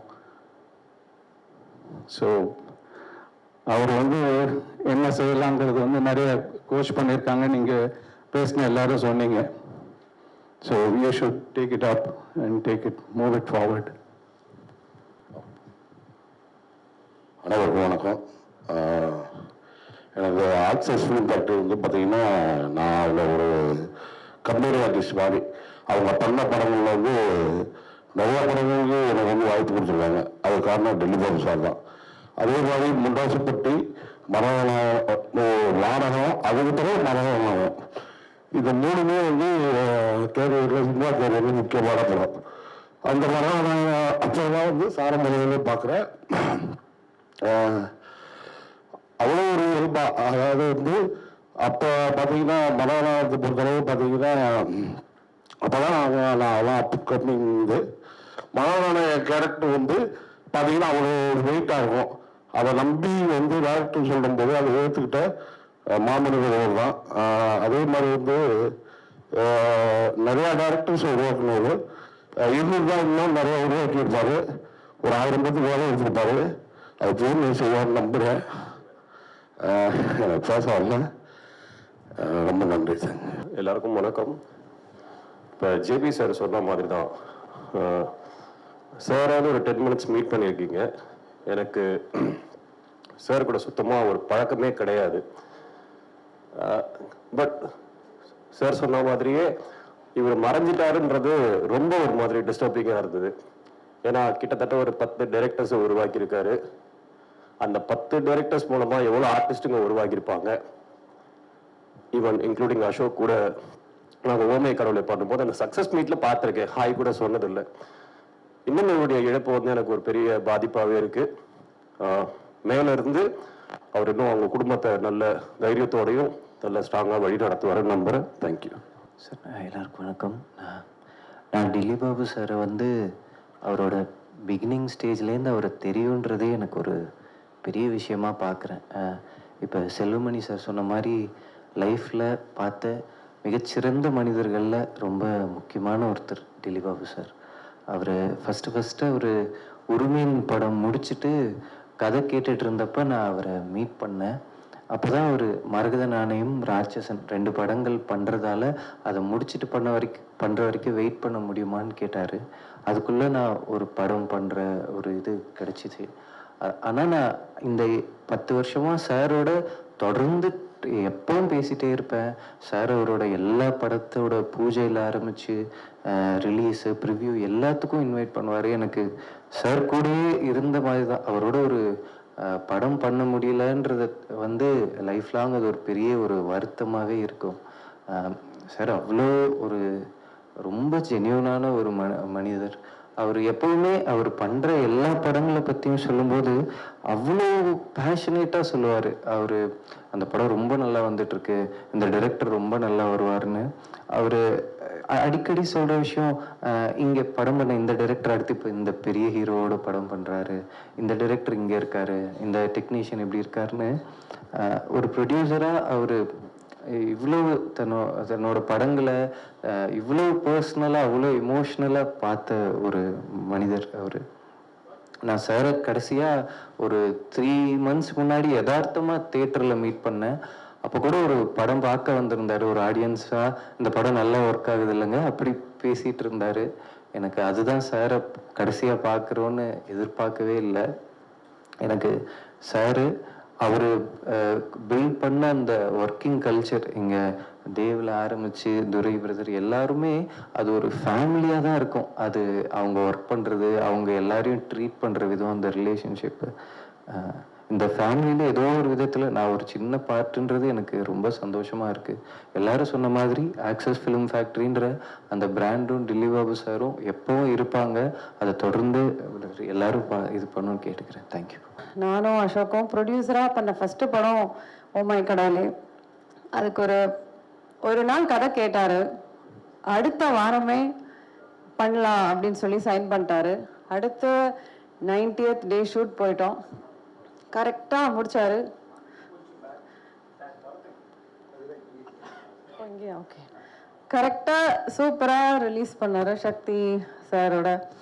ஸோ எங்களுக்கு ஒரு நல்ல கைடன்ஸ், எப்படியோ ஒரு படத்தை கரெக்டாக பிளான் பண்ணி கரெக்டாக மார்க்கெட்டிங் பண்ணி கரெக்டாக ரிலீஸ் பண்ணோன்னு. ஸோ பயங்கரமான கைடன்ஸாக இருந்தார். எனக்கு டில்லி பாபு சார் நினைக்கும் போது அவரோட ட்ரீம்ஸ்லாம் ரொம்ப பெருசாக இருக்கும். ஏன்னா ஃபஸ்ட்டு காலையில் இந்த நியூஸ் பார்த்தோன்னே அதான் நினச்சேன், எவ்வளோ ஆம்பிஷன்ஸ், எவ்வளோ ட்ரீம்ஸ் இப்படி டக்குன்னு இப்படி நடந்துச்சு. பட் அவர்கிட்ட சார் சொன்ன மாதிரி எப்படியோ ஒரு கரெக்டாக பிளான் பண்ணி எல்லாரையும் அரவணைச்சு ஒரு ப்ராஜெக்டை கரெக்டாக முடிக்கணும் அப்படிங்கிறது நம்ம லைஃப்பில் இனிமேல் நம்ம பண்ணணும் அப்படிங்கிறது தான் எனக்கு தோணுது. தேங்க்யூ.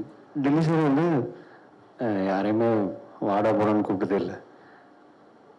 வாங்க போங்க பேர் சொல்லி கூப்பிடுவாரு, வாப்பா போப்பா அந்த மாதிரி தான் கூப்பிடுவாங்க.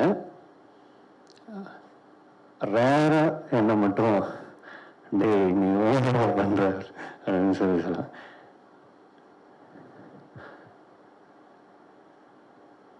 என் லைஃபோட பெஸ்ட் மூமெண்ட்டு. அவங்க யாருமே வாடா போனான்னு கூப்பிடுவாங்க, யாரையுமே கூப்பிட மாட்டார். அவர் பூரி கூப்பிடுவார், அப்புறம் அவங்க ரிலேட்டிவ்ஸ் கொஞ்சம் அந்த மாதிரி தான்.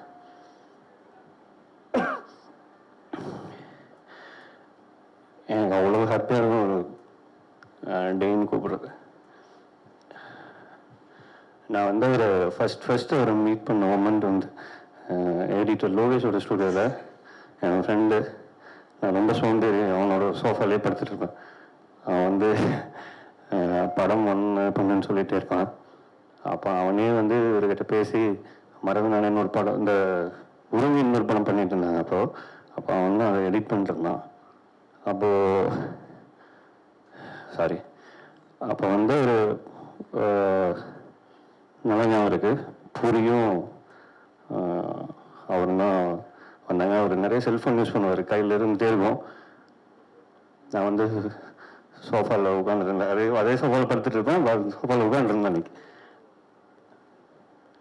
லோகேஷ் போய் டோர் திறந்து கூப்பிட்டு வந்தான். டக்குன்னு டோர் திறந்து உள்ளே வந்தார். நான் எந்திரிச்சு என்ன உட்காருப்பா அப்படின்னு சொல்லிட்டு போய் சோஃபாவில் அந்த கார் நல்லா சாஞ்சு உட்காந்துக்கிட்டாரு. இப்போ பூரி வந்து பக்கத்தில் உட்காந்துருந்தான். நான் வந்து ஒரு ஸ்டூல் மாதிரி ஒன்று இருந்துச்சு, அதில் உட்காந்துட்டு லோகேஷ் பக்கத்தில் உட்காந்துருந்தான். அப்புறம் என்ன பேசிட்டு இருந்தார். சும்மா பேசிட்டு இருந்துட்டு என் ஊர் என்னன்னு கேட்டார். அது சொன்னேன். அப்புறம் அப்பா அம்மா எல்லாம் கேட்டார். எல்லாத்தையும் சொல்லி முடித்தேன். சொன்னேன், சொல்லுவா அப்படின்னாரு. நான் சொன்னேன், வழக்கமாகவே வந்து கதை சொல்கிறது நான் வந்து டீ கடையில் தான் நல்லா கதை சொல்லுவேன். யாராவது முன்னாடி கொண்டு போய் உட்கார வச்சாங்கன்னா அந்த மாதிரி ஒரு சொதப்பு நடக்குது, அந்த மாதிரி இருக்கும். அப்போ நான் வந்து ஒரு 15-20 நிமிஷம் சொன்னேன். லைஃப்பில் எந்த ப்ரொடியூசரும் அந்த கதையை திருப்பி கேட்கவே மாட்டாங்க, அப்படி சொன்னேன். இல்லை ஃப்ரெண்ட்ஸ் இருந்துச்சு. லோகேஷ் எல்லாம் வந்து என்ன சொன்னான்னா, நீ ஊருக்கு போயிடு, இங்கே இருக்காது, எதுக்கு ஒரு 5-6 வருஷம் உட்காந்து ஒரு 10 வருஷம் வேஸ்ட் பண்ணிட்டு அப்படின்னா வேற ஏதாவது தொழில் பார்க்கலாம், அந்த ரேஞ்சில் இன்னைக்கு இருந்துச்சு. அவனுக்கு என்ன பயம்னா நான் அந்த சோஃபாலேயே இருப்பேங்கிறது ஒரு பயம். அண்டு அவனுக்கு வந்து அவரை ரொம்ப பிடிக்கும், அவரோட நம்பிக்கை அது தெரியும்ல. நீங்கள் ஒரு கதை சொல்ல ஒருத்தர் அனுப்பி அந்த கதையை வந்து சொதப்பிட்டான், அந்த தயாரிப்பாளர் வந்து இன்னொரு தடவை அவன் சொல்லி கதையை கேட்க மாட்டாங்க, அந்த பயம் எனக்கு இருந்துச்சு. ஒரு 10 நாள் கழிச்சு திரும்ப கூப்பிட்டாரு. அவனுக்கு தான் லோகேஷ் கூப்பிட்டாரு. அந்த பையனை வர சொல்லுப்பா அப்படின்னு சொன்னார். நான் அப்போது வந்து மரமேந்தங்கள் போனேன். இது எதுக்காக சொல்கிறேன்னா, நான் அப்படி தான் ஸ்டார்ட் பண்ணேன் அவர் கூட. அங்கே போனால் ஒரு 10 பேர், ஸ்ரீ சொன்ன மாதிரி, அந்த மரம் சொன்ன மாதிரி ஃபுல்லாக ஒரு 10 பேர் உட்காந்துருப்பாங்க ஃபேமிலியாக. எல்லாரு கையிலையும் நோட் இருக்கும். நான் அவர்கிட்ட போயிட்டு கொஞ்சம் நின்றுக்கிட்டுமா, நின்று சொன்னால் ஓகேவா அப்படின்னு கேட்டேன். அப்படியே பார்த்தேன், நீ அன்றைக்கி உட்காந்து சொல்லியே செம்மையாக சொன்னேன், இதில் வேறு நின்று வேறு செலவு பண்ண அப்படிங்கிற மாதிரி சொன்னாங்க. எதுக்காகனா இந்த மொமெண்ட்டெல்லாம் வந்து நான் என் லைஃப்பில் இந்த மாதிரி சின்ன சின்ன மொமெண்ட் இருக்குது. நிறைய டைரக்டர்ஸ் இருந்திருக்காங்க ஆக்சஸில். நான் ஒரு 25 படம் ஒரு கூட்டிகிட்டு போயிருப்பேன். கும்பலிங் நீட்ஸுக்கு கூப்பிட்டு போனேன். நான் கொஞ்சம் போய் பேசுகிறேன், அதுக்கு திரும்பி வரேன். கும்பலிங் நீட்ஸ் கூப்பிட்டு போனேன். கூப்பிட்டு போய் 2 பேரும் படம் பார்த்துட்டு இருக்கோம். ஒரு 20 மினிட்ஸ் போச்சு. வழக்கமாக நம்மளால் வந்து ஃபோன் எடுத்துருவார், டக்குன்னு கையில் எடுத்துகிட்டே இருந்தார். அந்த இன்டர்வலில் தான் வந்து ஒரு மாதிரி கனெக்ட் ஆனார். நீ ஏதாவது இந்த மாதிரி ஏதாவது ஐடியாவில் இருக்கிறியான்னு கேட்டார் என்ன திரும்பி. இன்டர்வியூ முடிஞ்சோடனே ஐயோ தப்பான படத்துக்கு கூப்பிட்டு வந்துட்டோம் போல, அவ்வளோதான் இன்னைக்கு ஈவினிங்கோட அப்படின்னு சொல்லிட்டு. அந்த மாதிரி நிறைய படங்கள் பார்த்துருக்கோம். அந்த கதைக்கு போயிடுறேன்.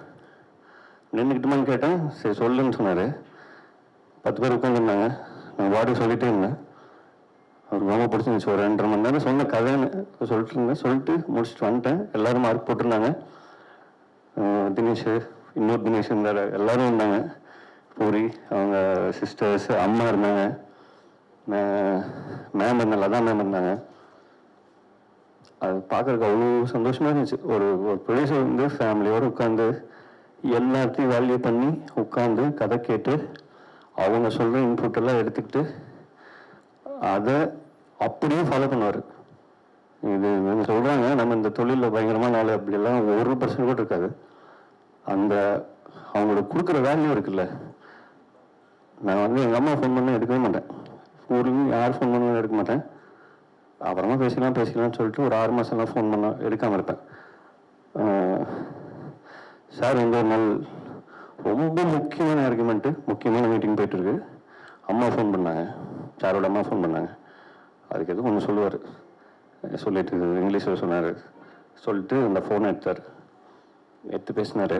பேசிட்டு அந்த மொமெண்ட்லலாம் இல்லை, நான் லைஃப்லேயே ஃபோன் எடுக்க மாட்டேன், யார் ஃபோனாலும் எடுக்க மாட்டேன்.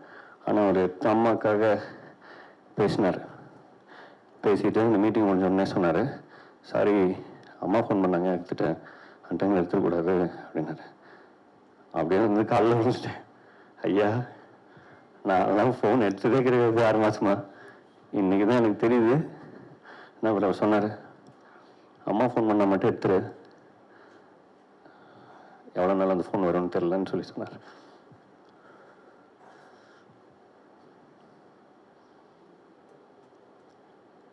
அம்மா இருக்காங்க, சார் இல்லைங்கிறது. அன்றைக்கி நான் வீட்டுக்கு போனேன். எமோஷனல் ஆகக்கூடாதுன்னா, ஆனால் என் லைஃப்பில் எனக்கு வர்ற கோவத்துக்கு, நான் சொதப்புறதுக்கு பேச்சுலர் கமிட்டான இப்போ ஒரு 10-20 பேர் பிடிக்க தெரியும். இவனுக்கு படமே பண்ணாதீங்க, மேனேஜர்ஸ் அவங்க இவங்கெல்லாம், அவன் எப்போ வேணால் விட்டு போவான், என்ன வேணால் பண்ணுவான் அப்படின்னு சொல்லி சொன்னாங்க. நாங்கள் சைன் பண்ணுறக்காக போய் உட்காந்துருக்கோம், எல்லாம் ரெடி. நானும் பூரி சார் ஒரு ஒரு இடத்துல ஒரு ஆர்டிஸ்ட் கிட்ட டேபிள் உட்காந்துருக்காரு. ஏதோ ஒரு சின்ன ஹெசிடேஷன் இருந்துகிட்டே இருக்கு. அப்போ அந்த ஆர்டிஸ்ட் சொன்னார், அவர் இப்போ நண்பர் தான், ஸோ ஒரு தனியாக ஒரு 5 minutes பேசலாமான்னு கேட்டார். சார் ஓகே பேசலாம், பண்ணி வெளியே இருப்பா அப்படின்னா. நானும் பூரி வெளில வந்தோடனே பூரிகிட்ட சொன்னேன், அவர் பண்ண மாட்டார் படம் ட்ராப் அப்படின்னு சொல்லி சொன்னேன். கீழே நின்று அதே மாதிரி உள்ள 5 நிமிஷம் கழிச்சு கூப்பிட்டாங்க. நானும் பூரி உள்ளே போனோம். அவர் கை கொடுத்துட்டு அந்த ஆர்டிஸ்ட் செஞ்சுட்டு போயிட்டாரு. சார் அப்படியே உட்காந்துருந்தார். 10 lakhs கேஷ் இருந்துச்சு, அக்ரிமெண்ட் இருந்துச்சு. அப்போலாம்ப்பா அப்படின்னாரு. காரில் வந்தோம். எனக்கு நல்ல மெமரி இருக்கு. பாண்டி பஜாரோட டெட் எண்டில் அந்த போலீஸ் ஸ்டேஷனுக்கு பக்கத்தில் அப்படி திரும்புவோம், லெஃப்ட் திரும்புவோம். அந்த திரும்புகிற இடத்துல பின்னாடி சீட்டில் உட்காந்துருந்தேன், பூரி வண்டி ஓட்டிட்டு இருந்தேன். அவர் லெஃப்ட் ஹேண்ட் சைடில் உட்காந்துருக்காரு, ஃபோன் நோண்டிட்டே இருந்தார். அந்த மிரரில் என்னை பார்த்தாரு. பார்த்துட்டு அப்போ தான் சொன்னார், ஏப்பா சோகமாக இருக்கா அப்படின்னாரு. நான் ஒன்றுமே பேசல, சும்மா உட்காந்து ஒரு மாதிரியாக இருந்தது. ஆல்மோஸ்ட் இல்லை ட்ராப்பு. நான் உனக்கு என்ன சொன்னேன் அப்படின்னு கேட்டார். அப்படி கேட்டால் என்ன தெரியும், நம்ம சும்மா நின்றுருந்தேன், நான் உட்காந்துட்டு இருந்தேன். இவர் என்ன சொன்னார் நம்மகிட்ட அப்படின்னு. நான் உனக்கு படம் பண்ணுறேன்னு சொன்னேன், நான் படம் பண்ணுறேன், யார் போனாலும் பரவாயில்ல, நான் இருக்கேன், நான் படம் பண்ணுவேன் சொன்ன ஒரே தயாரிப்பாளர் அவள் தான். வேறு யாரும் அந்த மூமெண்ட்டில் அந்த மாதிரி ஒரு இடத்துல சொல்லியிருப்பாங்க. ஆர்டிஸ்ட்டு போகணுன்னு அவங்க போயிருப்பாங்க, எனக்கு சொல்லாமல் கூட. நம்ம படம்லாம் பண்ணியிருக்க முடியாது. அந்த மாதிரி நிறைய மொமெண்ட் இருந்துச்சு. கடைசியாக என் பையனுக்கு காது குத்து வச்சிருந்தேன் கோயம்புத்தூரில் பொள்ளாச்சியில் ஒரு கிராமத்தில். நிறைய பேர் ஃபோன் பண்ணி நீங்கள் வரணும் அப்படின்னு சொல்லி சொன்னேன். யாரையுமே கூப்பிடல, நீங்கள் வரணும் அப்படின்னு சொல்லி சொன்னேன். ஃப்ளைட் போடுறேன்னாரு, சொல்லிட்டு இருந்தார், கம்யூனிகேட் பண்ணிட்டு இருந்தார், இப்படி வந்துடும் அப்படி வந்துடும் சொல்லிட்டு இருந்தார். 7 மணி வரைக்கும் கிளம்பவே இல்லை சென்னையிலேருந்து. 7 மணிக்கு கிளம்பி கார் எடுத்து கிளம்பி காலையில் 7:30க்கு காது குத்து, 6:30 மணிக்கு 6:45 வந்தார். அப்படியே வர்ற ட்ராக்கு அப்படி டிஷர்ட்டோடு வந்தார். டேனி சார் கூட வந்திருந்தாங்க. வந்துட்டு வீடு எங்கே அப்படின்னு கேட்டார். கோவில் பக்கத்தில் தான் வச்சுருந்தோம், வீட்டுக்கு வீடு வீடு வீடு எங்கே அப்படின்னு கேட்டார். ஏன் சார், எனக்கு ரூமெல்லாம் போட்டு எல்லாமே பண்ணி வச்சுருக்கு சார், ஏன் இப்போ உங்கள் வீடு கூப்பிட்டு போக மாட்டியா அப்படின்னாரு. வீட்டுக்கு போனாங்க. என் வீட்டுக்கு குளிச்சுட்டு ட்ரெஸ் எல்லாம் சேஞ்ச் பண்ணிட்டு வந்தாங்க. அவர் நான் ரிசப்ஷனில் எங்கேயும் நின்றுட்டு இருந்தேன். அவர் தான் கூப்பிட்டு, டேய் காது ஊத்துறாங்க இங்கே, அங்கே தான் பண்ணுறீங்க வாடா அப்படின்னு சொல்லி ஸ்டேஜ்லேருந்து கத்துனாரு. போனேன் நான், இல்லைன்னா காதை குத்திருப்பாங்க, எனக்கே தெரியாது. அவர் தான் கூப்பிட்டாரு. இப்படி ஒருத்தருக்கு இவெல்லாம் இவங்கடா காது குத்திட்டு இருக்காங்கன்னு சொல்லிட்டு அவர் தான் கூப்பிட்டாரு. போனால் அப்போ காது குத்துற இடத்துல இருந்தார். என் பையன் கையில் ஒரு மோதிரம் ஒன்று போட்டார்.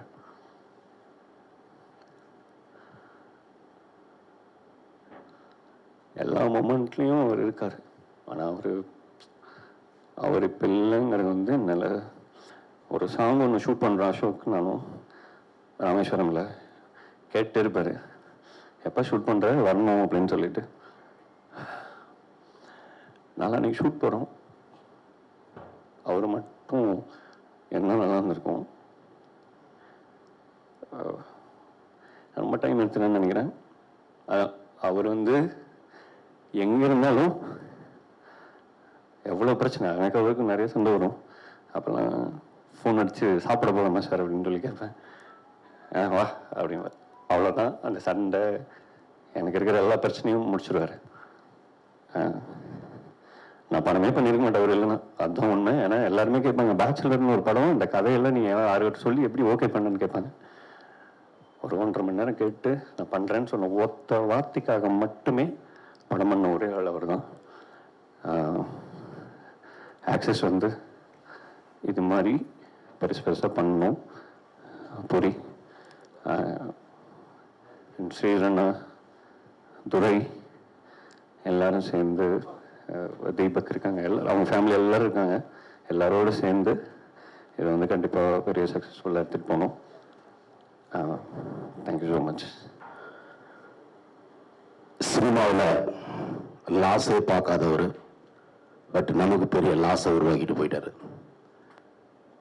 ப்ரொடியூசர் கவுன்சிலில் ஈசி மெம்பர், அதில் தான் சார் எனக்கு இது, நானும் ஈசி மெம்பராக இருக்கிறதுனால அவருடைய மரணத்தை ஈஸியாக எடுத்துக்க முடியல. விஜயகாந்த் சாரை வந்து எல்லாருக்கும் பிடிக்கும். ஏன் பிடிக்கும்னா, நிறைய புது டைரக்டர்களை உருவாக்கின ஒரு நடிகர். அதுக்கப்புறம் சூப்பர் குட் சௌத்ரி சார் ரொம்ப நிதானமாக மீசை அப்படியே பண்ணிட்டு கதையை கேட்பாரு. ஆசையாக இருக்கும் அவர்கிட்ட கதை சொல்ல. அது மாதிரி டெல்லி பாபு சார் இன்னைக்கு இத்தனை பசங்களை உருவாக்கியிருக்காரு. பெரிய லாஸ். உண்மையிலே வந்து oh my god, oh my கடவுளே அப்படின்ற படம் டைட்டில். உண்மையிலே கடவுளை பார்த்து நீ கடவுளா இல்லை ராட்சசனா அப்படின்னு கேட்கறதுக்கான ஒரு ஒரு வழி வருது. சினிமாவே இன்னைக்கு வந்து நேர்மை இல்லை, யாருக்கிட்டையும் ஜெனியூனிட்டி இல்லை. எல்லாருமே தன்னுடைய சுயநலத்துக்காக மட்டும்தான் சினிமாவுக்குள்ள வராங்க. ஏன்னா ஆசை, அது ரஜோகுணம்னு சொல்லுவாங்க. அந்த ரஜோகுணம் வந்து வெறி, அப்படியே தான் சாதிக்கணும், அது சினிமாலே அரசியலையும் இருக்கும். ஆனால் அதை மீறி இத்தனை பேர்கிட்ட ஒரு ஒரு ரொம்ப ஷார்ட் பீரியட், இப்போ சௌத்ரி சார்லாம் கிட்டத்தட்ட 30-35 வருஷம் அவரை வந்து புகழ்ந்து பேசுறது, மணிக்கணக்காக பேசலாம் சௌத்ரி சாரை பற்றி. அவருக்கு பாராட்டு விழா நடத்துகிறோம்னா அவ்வளோ தகுதி உள்ளவர். ஆனால் இந்த ஷார்ட் பீரியட்ல ஒரு ரொம்ப கம்மியான காலகட்டத்தில் இத்தனை பேரோட இதயத்தில் ஒருத்தர் இடம் பிடிச்சிருக்காருன்னா ரியலி அவருடைய மரணத்தை ஆண்டவன் கொஞ்சம் தள்ளி போட்டிருக்கலாம். ஏன்னா நல்லவங்க ரொம்ப கம்மியாகிட்டே இருக்காங்க. விஜயகாந்த் சாருடைய மரணம் நிறைய பேருக்கு வெளியே தந்தது. ஏன்னா யார் போனாலும் முதல்ல அங்க பாண்டி பஜார்ல நீங்க வந்து பசியோட போனா பாண்டி பஜார்ல சாப்பாடு கிடைக்கும்னு ஒன்ன கிரியேட் பண்ணவர் விஜயகாந்த் சார். அது மாதிரி இந்த கம்பெனிக்கு போனோம்னா ஜெனியூனா ஒரு கதை எடுத்துட்டு போனோம்னா, இங்க பேசுறதெல்லாம் பார்க்கும்போது ரொம்ப இதுவா இருக்கு. ஸோ ஒரு நம்பிக்கை, ஒரு ஒரு தயாரிப்பாளர் இங்க போனா நிச்சயமா எனக்கு வாய்ப்பு கிடைக்கும் அப்படின்னு ஒருத்தர் இருந்திருக்காரு. அவரை எப்படிப்பா படிச்சுட்டு போனீங்க? என் ஆளே இல்லை, ஒரு ஜெனியூனா ஸ்கிரிப்ட் கேட்க ஆள் இல்லை. போனவொடனே என்ன கேட்பாங்கன்னா, ஹீரோ ஓகேவா, ஹீரோ கன்வின்ஸ் பண்ணிட்டீங்களான்னு தான் கேட்பாங்க. பட் இவர் ஒருத்தர் தான் ஸ்கிரிப்டுக்கு இப்போதான் தெரியுது எனக்கு. ஏன்னா நான் திலீப் பாபு சார் கூட நிறைய டிராவல் பண்ணல, ஈஸியில் இருந்தா கூட இப்போ கேட்கும்போது தான் தெரியுது அவரை பற்றின ஒரு ஜேபி சார் கூட ரொம்ப அழகாக சொன்னார். நான் இங்கே வந்ததே அவரை பற்றின நல்ல விஷயங்களை தெரிஞ்சுக்கிறது. அது எனக்கும் நிறைய ஏன்னா அவர் நல்ல சிரிச்சுக்கிட்டு இருப்பாரு, சிறப்பாக இருப்பார் நான் பார்த்த நேரங்களில். ஆனால் இத்தனை பேரை உருவாக்கி இருக்காரு, எல்லாமே புது டைரக்டர்ஸ். அவங்க மார்க்கெட்டுக்கு போன உடனே பிடிச்சி வைப்பாங்க. அந்த எண்ணம் கூட கிடையாது அவருக்கு. கோ ஹெட், கோ டூ இட், நல்லாரு அப்படிங்கிற ஒரு பெரிய பரந்த மனப்பான்மையோட இருந்திருக்காரு. அவங்க அம்மா இருக்காங்கன்னு எனக்கு சொன்னாங்க. அவங்க சிஸ்டர் கூட இதே மாதிரி தான். ரைட், சாரி, அந்த அம்மாவுடைய வலியை நினைச்சாதான் எனக்கு வேதனையா இருக்கு. ஏன்னா கண்ணுக்கு முன்னாடியே மகளை இழந்து, இப்படி ஒரு தெய்வ மகனை இழந்து நினைக்கும் போதே கஷ்டமா இருக்கு. அவருடைய ஆசை இந்த தமிழ் சினிமா நல்லா இருக்கணும்னு நினைச்சிருந்தவர்ல இவர் ஒரு முக்கியமானவர். அவருடைய எண்ணப்படி நிறைய தயாரிப்பாளர்கள் வந்து நிறைய புது இயக்குநர்களை உருவாக்கி இவரை ஹானர் பண்ணணும். இவருடைய கம்பெனியில படம் பண்ற எல்லாருக்குமே கூடுதல் பொறுப்பு இருக்கு. இப்ப நீங்க நிறைய பேர் பண்றீங்கன்னு நினைக்கிறேன். I think so. More response எடுத்துங்க. உங்களை அவர் வாட்ச் பண்ணிட்டு இருக்காரு. நல்லா பண்ணீங்கன்னா உங்களை காலம் பூரா அவருடைய ஆன்மா உங்களை வாழ்த்தும். நிச்சயமா ஒரு நல்ல நிகழ்வுக்கு அரேஞ்ச் பண்ண தனஞ்சயன் சார் இருந்துதான் ஐ திங்க் ஒரு அருமையான இது. ஏன்னா இதுதான் culture. This is a culture for need. ஏதோன்னு எல்லாரும் ஓடிக்கிட்டே இருக்கோம். அது இல்லாம இந்த சேர்ந்த ஒரு விஷயம், அவரை ஹானர் பண்ண இந்த விஷயத்துக்காக இதை எடுத்து பண்ணவங்களுக்கு என்னுடைய மனதார என்னுடைய நன்றியை தெரிவிக்கிறேன். Thank you so much. அனைவருக்கும் வணக்கம். டெல்லி சாரை ஒரு 1.5 இயர்ஸாக எனக்கு பழக்கம். ப்ரொடியூசராக இல்லாமல் இன்ஸ்டண்ட்டாக வந்து ஃப்ரெண்டாக ஆகிட்டோம் 2 பேரும். ஆக்சுவலாக ரொம்ப கோவம் தான் எனக்கு அவர் மேலே. I'm very very angry with. ஏன்னா அம்மாவோட ஹெல்த் ரிப்போர்ட்ஸை டாக்டர்கிட்ட கொஞ்சம் காட்டிடுங்க சார், என்னோட ஒரு பெரிய ஒரு டாக்டர் ஃப்ரெண்ட் ஆஃப் மைண்ட் காட்ட சொன்னார். நானும் புரியுமா போயிட்டு காமிச்சிட்டு வந்தோம். நான் ஒரு வாட்டி சொல்லிகிட்டே இருப்பேன், sir something is there's an இஷ்யூன்னு நினைக்கிறேன், இவ்வளோ அடிக்கடி காஃப் பண்ணிட்டு இருக்கக்கூடாது, போகலான்ட்டு. ஒரு நாள் என்கிட்ட அப்பாயின்மெண்ட் ஃபிக்ஸ் பண்ண சொன்னாங்க. அப்பாயின்மெண்ட்டும் ஃபிக்ஸ் பண்ணிவிட்டு எல்லா பேசிக் டெஸ்ட்டெல்லாம் எடுத்துருவோம் சார் அப்படின்னு சொல்லிட்டோன்னா, அடுத்த நாள் ஈவினிங் பூரி ஃபோன் பண்ணி சார் கேன்சல் பண்ண சொல்லிட்டாரு, அப்புறம் பார்த்துக்கிறேன்னு சொன்னாருன்னா, நான் திருப்பி ஃபோன் அடிச்சுட்டு கொஞ்சம் கோவமாகவே சார்கிட்ட கேட்டேன், ஏன் சார் இல்லை இன்னும் கொஞ்சம் டெஸ்ட் எடுக்கணும்னு சொல்கிறாங்கன்னா, இன்னும் கொஞ்சம் டெஸ்ட் சார் நம்ம தானே சார் டிசைட் பண்ணோம், டாக்டர் சொல்லிட்டோம் சார் வேறு என்ன டெஸ்ட் எடுக்கட்டும் அப்படின்ட்டோன்னே, இல்லை பத்ரி ப்ளீஸ் சாரின்ட்டு 4-5 வாட்டி சாரி சொன்னேன். சரின்னு விட்டேன். அதோடு ஓவர். அதுக்கப்புறம் ரெகுலராக பேசுகிற டெல்லி ஹசன்ட் கால்ட், கம்யூனிகேஷனே இல்லை. ப்ரொடக்ஷன் ரீதியாக சார் நான்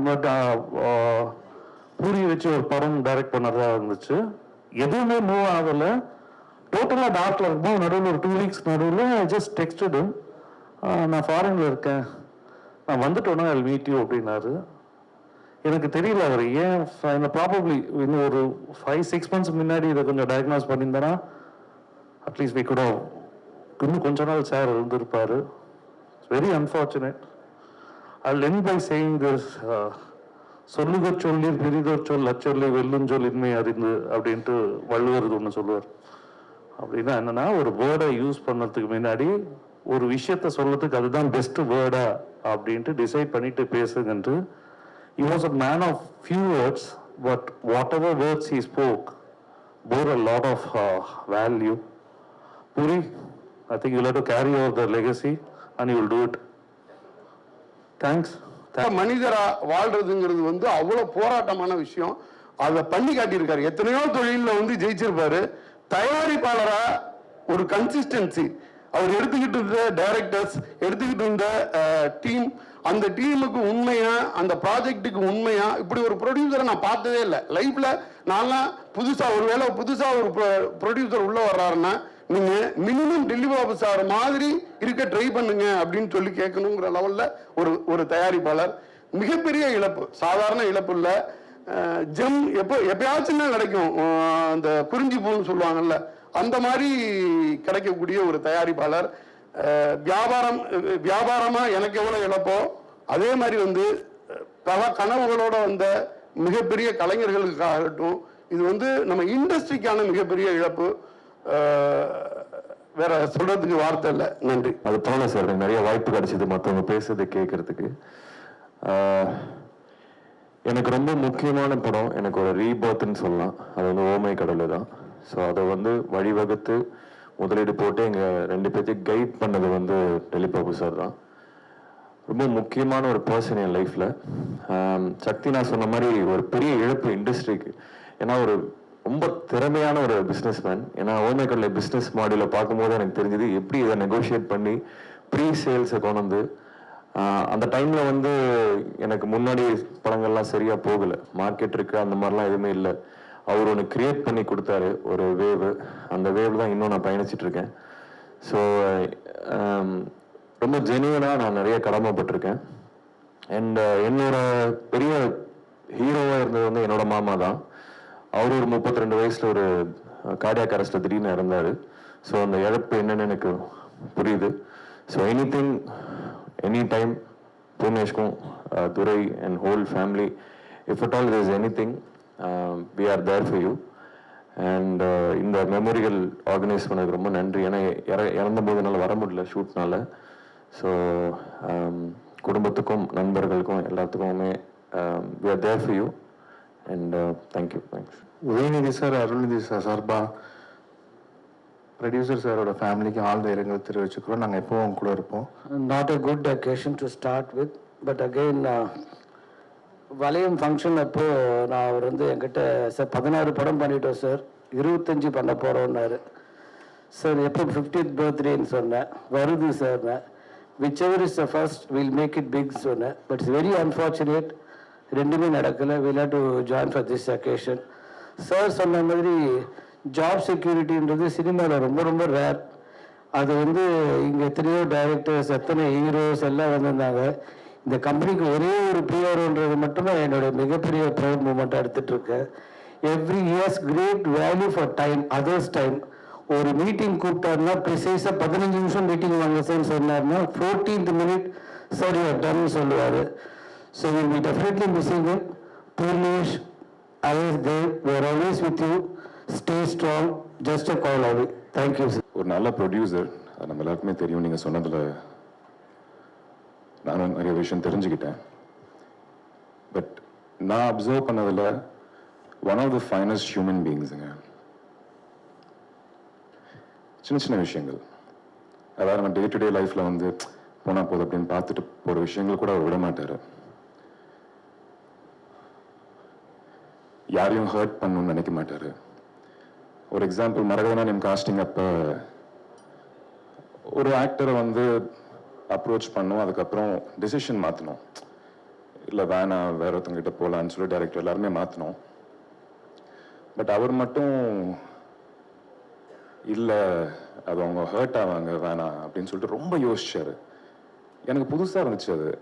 எப்படி ஒரு ப்ரொடியூசர், அதுவும் புது ப்ரொடியூசர், ஒரு ஆக்டரோட அந்த எமோஷன் வந்து புரிஞ்சுக்கிட்டு ஹர்ட் ஆகிறன்னு சொல்லிட்டு அவ்வளோ யோசிக்கிறாரு. எனக்கு புதுசாக இருந்துச்சு அது. நானும் சரவணன் சாரும் பேசி, இல்லை சார் நாங்கள் போயிட்டு அப்பாலஜைஸ் பண்ணிட்டு வரோம்னு சொல்லிட்டு நாங்கள் ஆக்சுவலாக போய் அப்பாலஜைஸ் பண்ணிட்டு வந்தோம். ஸோ இந்த மாதிரி சின்ன சின்ன குவாலிட்டிஸ் வந்துட்டு இண்டஸ்ட்ரியில் வந்து கண்டிப்பாக மிஸ் ஆகுதுன்னு தான் சொல்லணும். அது அவர்கிட்ட இருந்துச்சு. He's a smart business man. Plus இந்த ஸ்மார்ட்னஸை வந்து ரொம்ப நல்ல விதத்தில் வந்து யூஸ் பண்ணியிருந்தார். ப்ரொஃபஷ்னலாக நம்ம எல்லாருக்குமே தெரியும், ரொம்ப ஷார்ட் டைமில் ஆக்சிஸ் ஃபிலிம் ஃபேக்ட்ரி வந்து one of the most successful production ஹவுஸஸை கொண்டு வந்து நிறுத்தினார். ஆனால் அதுக்கப்புறம் கூட டக்குன்னு பெரிய படங்கள் பண்ணலாம், பெரிய பட்ஜெட் படங்கள் பண்ணலான்னு சொல்லிட்டு போகாமல் அதே புது டைரக்டர்ஸ்க்கும் புது கதைகளுக்கும் அந்த ஃபர்ஸ்ட் ப்ரிஃபரன்ஸ் கொடுத்து தான் கடைசி வரைக்கும் அவர் இருந்துகிட்டு இருந்தார். 100% பெரிய லாஸ் இது. எஸ்பெஷலி ஆஸ்பைரிங் ஃபிலிம் மேக்கர்ஸ்க்கும் புது கான்டென்ட் கொண்டு வரவங்களுக்கும் ஆக்சிஸ் ஃபிலிம் ஃபேக்டரி எப்பயுமே வந்துட்டு ஒரு ஹோப்பாக தான் இருந்துச்சு. அந்த ஹோப் இன்னைக்கு இட் இஸ் 100% பெரிய லாஸுங்க. அவர் இன்னைக்கு இங்கே இல்லாட்டியும் ஐ திங்க் அவர் ப்ரொடியூஸ் பண்ண நல்ல படங்கள் வந்துட்டு will celebrate for life. Miss you sir. எல்லாருக்கும் வணக்கம். கிட்ட நாங்கள் எல்லாரும் வந்து மரகதநாணயம் டைம் வந்து திலீப் பாபு சார் ட்ராவல் பண்ணிட்டு இருக்கோம். ஆல்மோஸ்ட் 8-9 years இப்போ. அண்ட் அப்போலேருந்து இப்போ வரைக்கும் we have never come across a producer or a person who is so passionate about cinema. அவங்க வந்து ஒரு சினிமா பேக்ரவுண்ட்லேருந்து வரல. He has started Axis Film Factory from the very start. So Adi சொன்ன மாதிரி ஒரு ஷார்ட் டைமில் to give such big successful films is a very big thing. And he was a very passionate man, passionate to a level where in the Maso actually it's quite disappointing to see that in the Maso Margadhanam 2 start பண்ண வேண்டியதுனாங்க. நாங்கள் எல்லாரும் அந்த லான்ச்சில் meet பண்ண வேண்டியது. But it's a tragedy that we are meeting this way. Passionate to a level that almost 4-5 monthsலேருந்து அவங்க ஹாஸ்பிட்டலில் இருக்கும்போது, அன்வலாக இருக்கும்போது ஆதி அண்ட் சரவணன் சாரோட ரொம்ப க்ளோஸாக ட்ராவல் பண்ணாங்க.